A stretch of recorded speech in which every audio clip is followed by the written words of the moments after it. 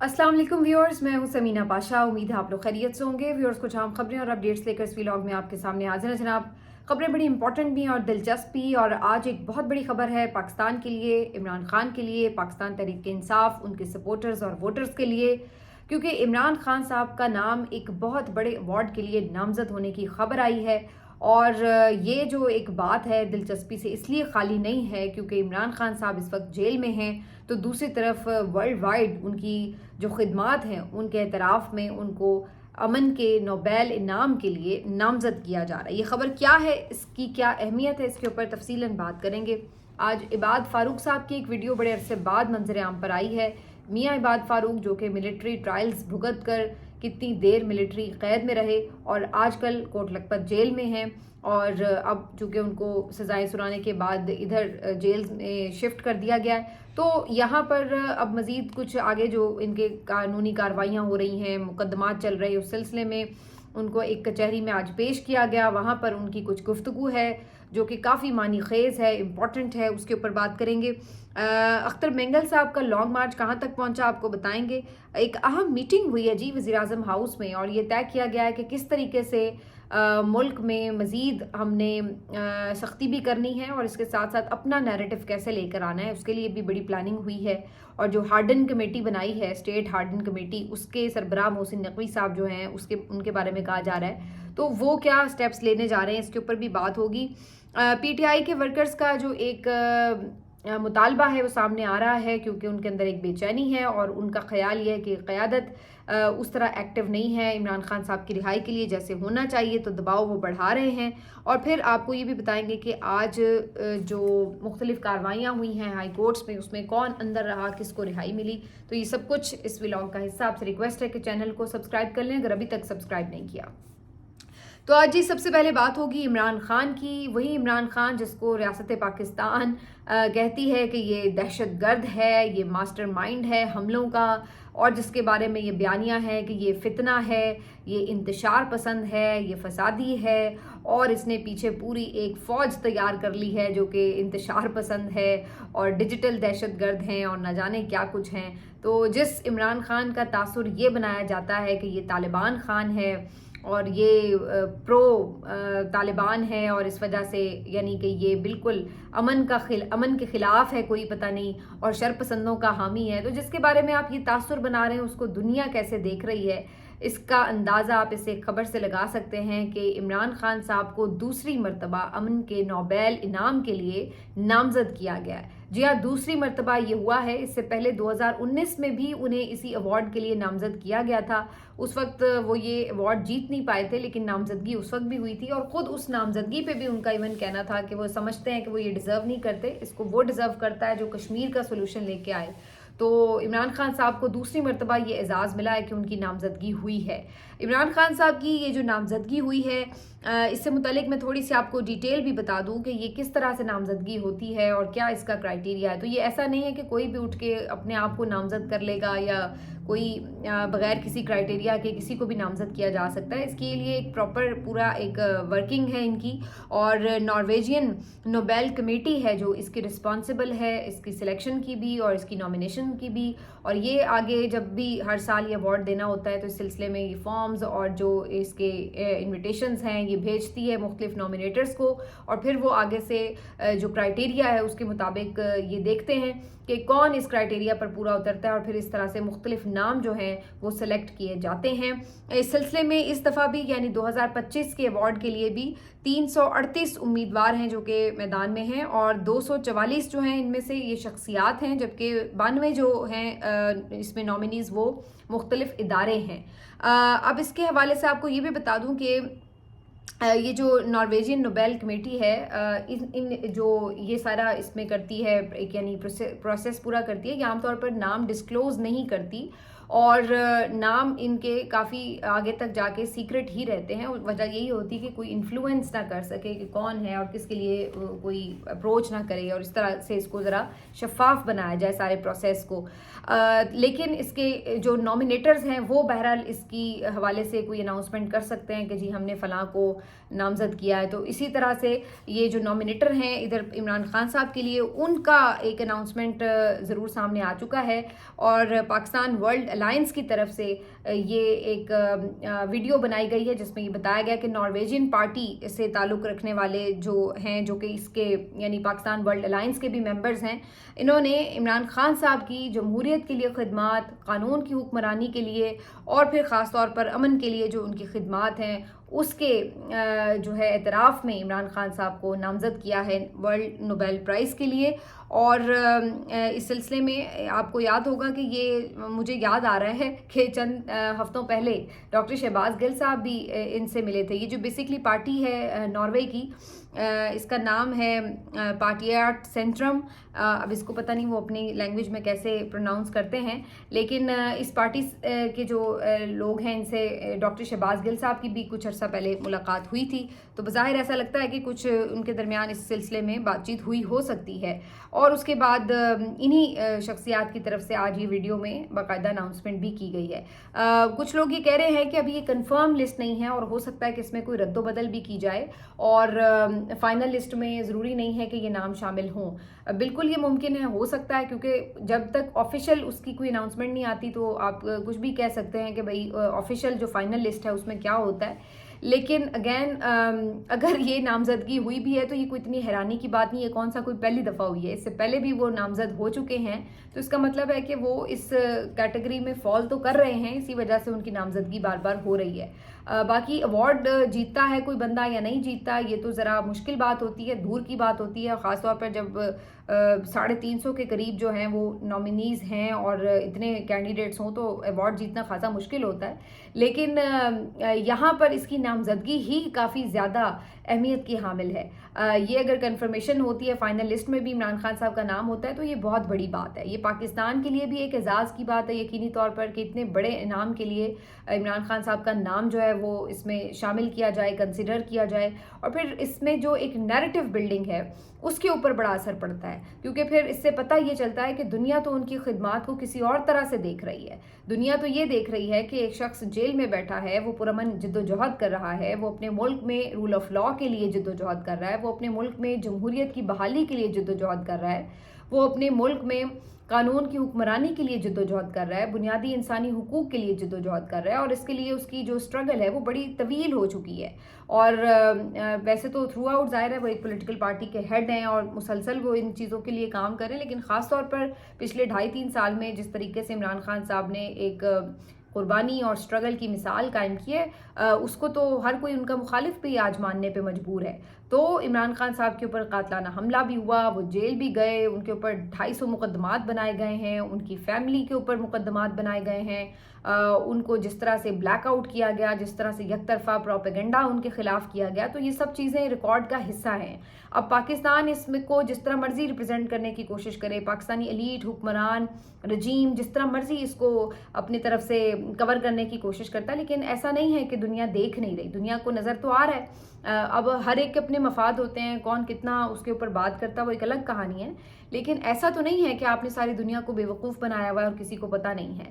تو یہ ساری چیزیں جو ہیں وہ سب کو نظر بھی آتی ہیں, اور یہ سب چیزیں جو ان کی تاریخ کی جد و جہد ہے یہ تاریخ میں رقم ہو رہی ہے. تو ایسا نہیں ہے کہ آپ دھول جھونک سکتے ہیں لوگوں کے دلوں میں یا ان کی آنکھوں میں, یا آپ چند دنوں کے لیے میڈیا کے اوپر کوئی نیریٹو بنانے کی کوشش ضرور کر سکتے ہیں, لیکن اس سے حقیقت چھپتی نہیں ہے. تو جو ان کی سٹرگل ہے وہ ہے, اور اس کو ہر کوئی اکنالج بھی کر رہا ہے. تو اگر یہ نامزدگی فائنل لسٹ میں بھی اسی طرح سے آتی ہے, ممکن ہے ان کا نام کنسیڈر بھی کیا جائے, تو یہ ایک بہت بڑی خبر ہوگی, اور میرا خیال ہے کہ دنیا میں اس کو ایک بہت پذیرائی ملے گی. لیکن یہ یقیناً آج پاکستان تحریک انصاف کے جو ووٹر سپورٹرز ہیں اور جو ان کے لوگ ہیں اس کو بہت سیلیبریٹ بھی کر رہے ہیں, بہت خوشی سے اس کو پھیلا بھی رہے ہیں, اور ایک اطمینان کا باعث ہے ان کے لیے یہ خبر کہ عمران خان صاحب کی جو جدوجہد ہے اس کو ورلڈ وائڈ جو ہے اکنالج اگر کیا جا رہا ہے. تو یہ ہے جی آج کی بڑی امپورٹنٹ خبر.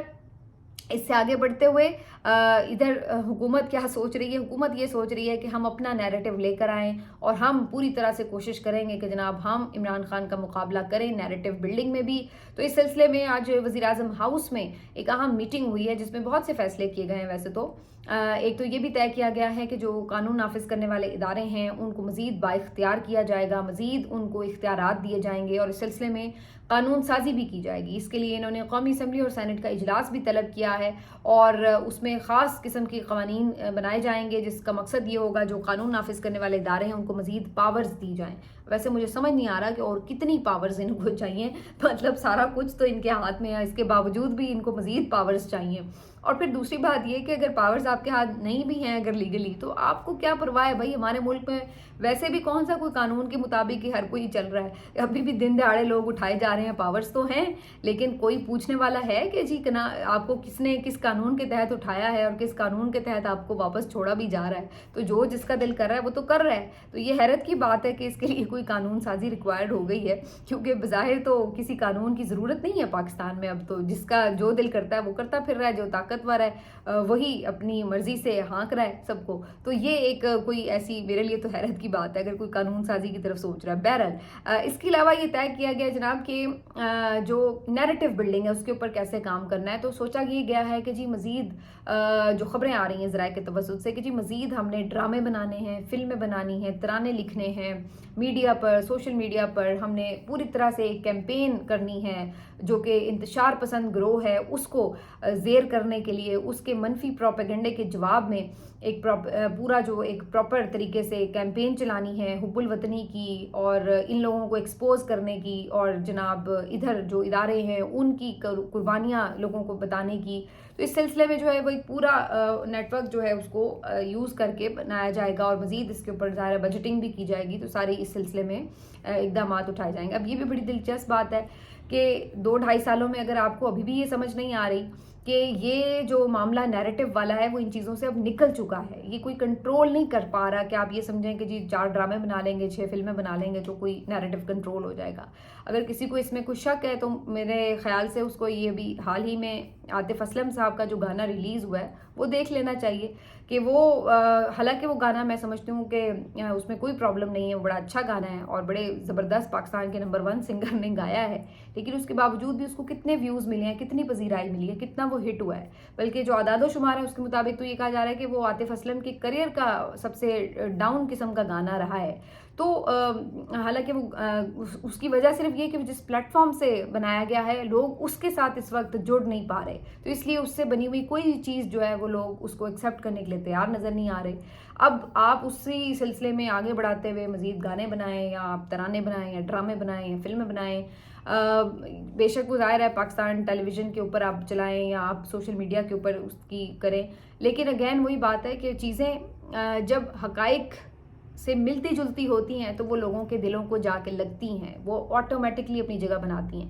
لیکن جب لوگ حقائق کچھ اور دیکھ رہے ہیں، اپنے آس پاس ہوتا کچھ اور دیکھ رہے ہیں اور آپ اسکرین پہ انہیں کچھ اور دکھا رہے ہیں، تو پھر وہ شاید ان کے لیے ڈائجسٹ کرنا اور اس کے ساتھ اپنے آپ کو چلانا ان کے لیے مشکل ہو جاتا ہے، اس کو ماننا اس نیریٹو کو وہ ان کے لیے مشکل ہو جاتا ہے۔ تو یہ اگر ایسا نہ ہوتا تو پچھلے 2.5-3 سال سے تو یہی ہو رہا ہے نا، ایک بندے کا نام بھی نہیں چل رہا میڈیا چینلز پہ، اس کے پیغام نہیں چلتا، اس کی تقریر نہیں چلتی، اس کی تصویر نہیں چلتی، تو کیا آپ اپنا نیریٹو اس کے خلاف بنا پائے؟ آپ نے تو پورے چینلز کو کنٹرول کیا اور کہا کہ جناب یہ آپ نے چھوٹی چھوٹی ویڈیوز بنائیں، ڈاکیومنٹریز بنائیں اور سب کو بتایا کہ جناب وہ تو 9 مئی والا انتشار پسند ہے، وہ یہ ہے وہ ہے۔ پریس کانفرنسز ہوئیں 12 15 پریس کانفرنسز، پوری جو سیاسی جماعتیں ہیں اور حکمران ہیں وزیر ہیں روز لے کے بیٹھ جاتے ہیں اور ایک ہی بات بتاتے رہتے ہیں سارا۔ تو کیا ہوا اس سے؟ کیا نیریٹو آپ کا کنٹرول ہوا؟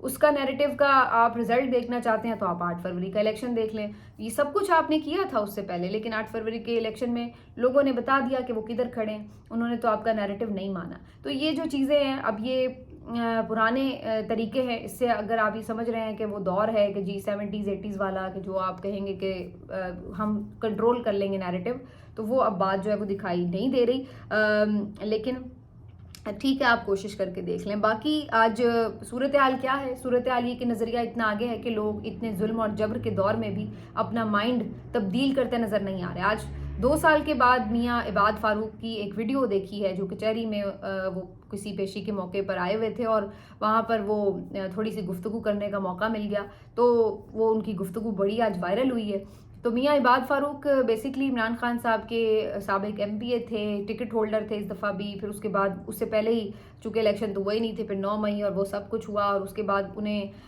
9 مئی کے مقدمات کے سلسلے میں ملٹری تحویل میں دے دیا گیا، پھر ان کا ملٹری کورٹ میں ٹرائل ہوا اور اس کے بعد انہیں سزا بھی ہوئی، پھر اس کے بعد اب انہیں جیل میں ادھر بھیجا گیا کوٹ لکھپت جیل میں۔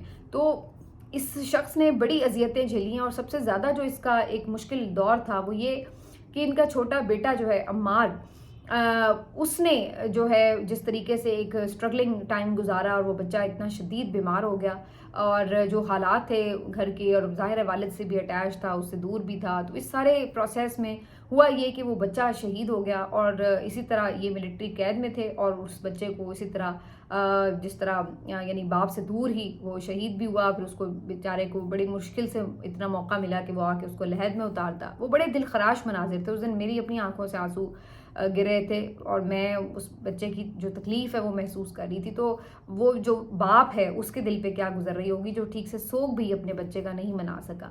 لیکن اس کے باوجود بھی 2 سال کے بعد آج جب میں نے اس عباد فاروق کو دیکھا تو آپ حیران ہو جاتے ہیں اس کی گفتگو سن کے، جب وہ یہ کہتے ہیں کہ جناب وہ تو اسی طرح ویسے ہی کھڑے ہیں، اس کی آنکھوں میں وہی چمک ہے، وہی عزم ہے، وہی جذبہ ہے، وہ اپنے لیڈر سے پہلے سے زیادہ کمیٹڈ لگ رہا ہے۔ وہ کہہ رہا ہے مجھے تو اب جا کے اتنی اسٹرگل کے بعد پتہ چلا ہے کہ میرا لیڈر کتنا بڑا عظیم لیڈر ہے، اور میں مطلب شکر ادا کرتا ہوں کہ میرے ساتھ یہ جو ٹائم گزرا ہے، 2 سال میں جیل میں بھی رہا ہوں، تو میں تو بہت کچھ حاصل کر سکا ہوں اس میں۔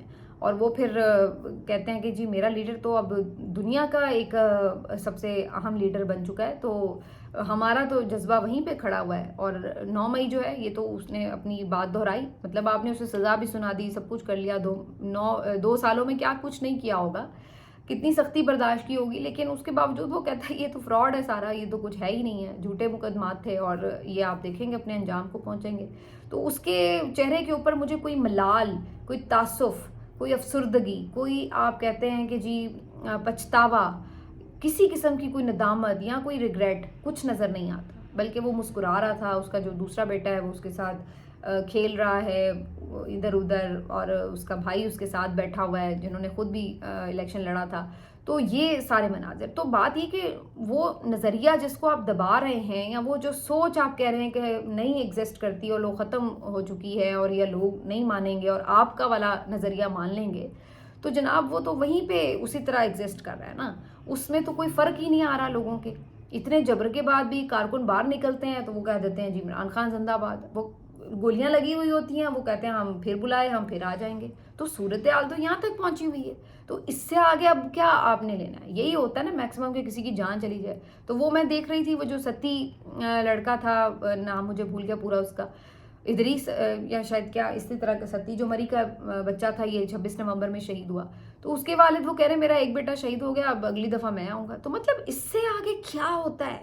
پھر بھی لوگ اگر اس کے لیے اس کے نام پر نکل رہے ہیں اور وہ سمجھتے ہیں کہ اس کے پیچھے اس ملک کے مسائل کا حل ہے، تو آپ کیا کر سکتے ہیں اس سے آگے مزید؟ تو یہ ہے کہ لوگوں کی تمام تر پریشانیوں، جبر اور فسطائیت کے باوجود بھی لوگوں کے گھر توڑے گئے ہیں، ان کے گھروں میں 1,00,000 چھاپے مارے گئے، آپ اندازہ لگا سکتے ہیں 1,00,000 چھاپے مارے گئے پنجاب میں، ورکرز کے گھروں پہ، لیڈرز کے گھروں پہ۔ اور جو گرفتاریاں ہوئی ہیں وہ میرا خیال ہے بے شمار ہی ہیں، کئی تو 2 دفعہ گرفتار ہوئے ہیں، 3 دفعہ گرفتار ہوئے ہیں۔ تو پہلے 9 مئی پہ ہی 10,000 گرفتار کر لیے تھے، پھر یہ 26 نومبر پہ 5,000 گرفتار کیے، پھر ہر احتجاج کی کال پہ جو گرفتار ہوتے ہیں وہ علیحدہ ہے۔ تو اندازہ لگائیے کہ آپ کتنے کارکن انہوں نے گرفتار کیے اور کتنی مرتبہ کیے ہیں۔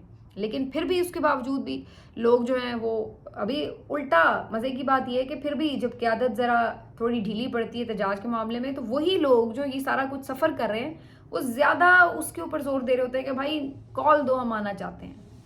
یہ کیسا ہے کہ نہیں عجیب بات؟ کہ مطلب جو بھگت کے جا رہے ہیں وہ تو کہیں یار اب ہم دوبارہ نام بھی نہ لیں، لیکن کیا ہے کہ وہ الٹا قیادت کے پیچھے پڑے ہوئے ہیں کہ تمہاری ایسی کی تیسی کال کیوں نہیں دے رہے احتجاج کی۔ ابھی میں دیکھ رہی تھی ٹویٹر پہ یہ ٹرینڈ چل رہے ہیں کہ جی آپ عید جو ہے وہ ڈیالہ کے سامنے منائیں، کیمپ لگائیں عید والے دن، ہمارا جو لیڈر ہے وہ اکیلا کیوں عید منائیں، ہم اس کے ساتھ عید منائیں گے، دیں آپ کال۔ یہ وہ دے بھی نہیں رہے، یہ نہ دیں گے اور نہ میرا خیال ہے کہ کوئی اس کی پاسبلٹی ہے۔ لیکن میں صرف آپ کو کارکن کے جذبات بتا رہی ہوں کہ جو اتنی اذیتیں جھیلنے کے بعد بھی وہ الٹا لیڈرشپ پہ کہہ رہے کہ ابھی بھی ہم تیار ہیں، نکلو باہر، تم نکلو، ہم تمہارے ساتھ ہیں۔ تو یہ والی صورتحال ہے. تو یہاں پر وہ بات نارمل والی بات نہیں ہے کہ جہاں پہ آپ کہیں کہ لو جی پہلے کی طرح ہم کوئی نیریٹو بلڈنگ کنٹرول کر لیتے ہیں. یہ کوئی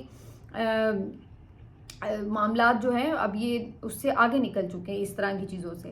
بہرحال اختر مینگل صاحب کا لانگ مارچ جی خواتین بلوچ خواتین جو قید ہیں ان کی حقوق کے لیے جاری ہے اور ورڈ سے یہ چلا تھا، اب یہ مستونگ پہنچ چکا ہے.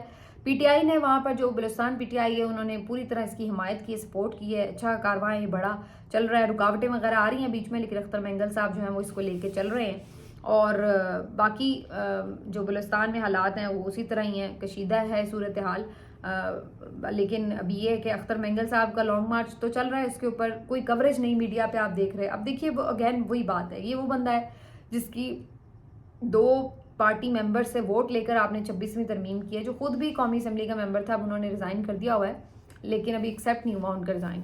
تو وہ ایک ایکٹیویٹی کر رہے ہیں تو آپ کیوں اس کو نہیں دکھا رہے؟ بلکہ آپ کو دکھانی چاہیے. آپ یہ بتائیں بلوچستان کے عوام کو کہ دیکھیں بھائی نیشنل میڈیا آپ کے ساتھ ہے اور اگر کوئی آپ کے حقوق کی بات کر رہا ہے تو ہم تو اس کو کوریج بھی دے رہے ہیں، ہم بھی آپ کے حقوق کی بات کر رہے ہیں. تو آپ کو تو انہیں یہ کانفیڈنس میں لینے کی ضرورت ہے. لیکن ادھر صورتحال دیکھیں کہ اس طرح کی چیزوں کا بوائیکاٹ کیا جاتا ہے اور صرف وہ خبریں بتائی جاتی ہیں کہ ہم آ رہے ہیں، اب ڈنڈا اٹھا لیا، اب یہ کر دیں گے، اب وہ کر دیں گے، جس سے تاثر ہی ملتا ہے انہیں ہر وقت کہ ہمارے صوبے کے اوپر ہر وقت جو ہے کوئی آپریشن چلتا رہتا ہے. تو یہ ایک عجیب سی مجھے سمجھ نہیں آتی کہ یہ اس کے پیچھے کیا پالیسی ہے. آخر میں جی یہ خبر آپ کو دے دیں کہ جو وحید مراد صاحب جرنلسٹ تھے ان کو جب گرفتار کیا گیا، ایف آئی اے نے پیش کیا، پھر ان کا ریمانڈ بھی ملا. اس کے بعد ان کا ریمانڈ ختم ہوا ہے تو آج ان کی رہائی ہو چکی ہے. اور جب انہوں نے رہا کرنا ہوتا ہے تو پھر تو کوئی ٹائم ہی نہیں لگاتے نا. مطلب ادھر انہوں نے جوڈیشل کیا، ساتھ ہی ضمانت اپلائی ہوئی، ساتھ ہی ضمانت مل بھی گئی، بلکہ رہائی کر دیا اور 50,000 کے ضمانت کے مچلکے جمع کرانے کا حکم دیا. اس پہ بھی انہوں نے کہا کہ جی یہ زیادہ ہیں، تو پھر 20,000 کے اوپر ہی چھوڑ دیا اور اسی وقت مطلب جیل جانے ہی نہیں دیا، وہیں سے جو ہے وہ سیدھا گھر چلے گئے. تو اچھی بات ہو گئی ان کے لیے، ان کی فیملی کے لیے کہ وہ رہا ہو گئے. کسی کو بھی ناجائز نہیں پکڑا جانا چاہیے. لیکن دوسری طرف فرحان ملک صاحب جو ہیں ان کے لیے ابھی تک راوی چین نہیں لکھ رہا اور ان کے اوپر ذرا زیادہ لگتا ہے کہ غصہ ہے اور ان کو ضمانت نہیں ملی. آج ان کی بھی بیل تھی دوسرے مقدمے میں اور ان کو پیش بھی کیا گیا لیکن ان کی بیل اپلیکیشن ریجیکٹ کر دی گئی ہے. تو بظاہر لگ رہا ہے کہ فرحان ملک صاحب کی جو عید ہے وہ جیل میں ہی گزرے گی، تو ان کو تو خلاصی نہیں ملی. تو بس یہ اب سلسلے چل رہے ہیں ایسے ہی، پک اینڈ چوز ہے. جس کو دل کرتا ہے کہ زیادہ رگڑا لگانا ہے تو اس کو زیادہ رگڑا لگ رہا ہے. جیسے کہ احمد نورانی کے بھائی جو ہیں وہ ابھی تک نہ صرف یہ کہ لاپتہ ہے، ان کا کچھ پتہ نہیں چلتا، بلکہ اس کے بعد یہ بھی کہ اس پہ کورٹ بھی کوئی آپ کو سیریس نظر نہیں آ رہی کہ کوئی زیادہ اس کے لیے وہ بے چین ہو کہ ہم نے ان کو پروڈیوس کروانا ہی کروانا ہے. تو جہاں آرڈرز ہوتے ہیں اس طرح کے وہاں پہ ایسے بھی ہم دیکھ رہے ہوتے ہیں معاملات.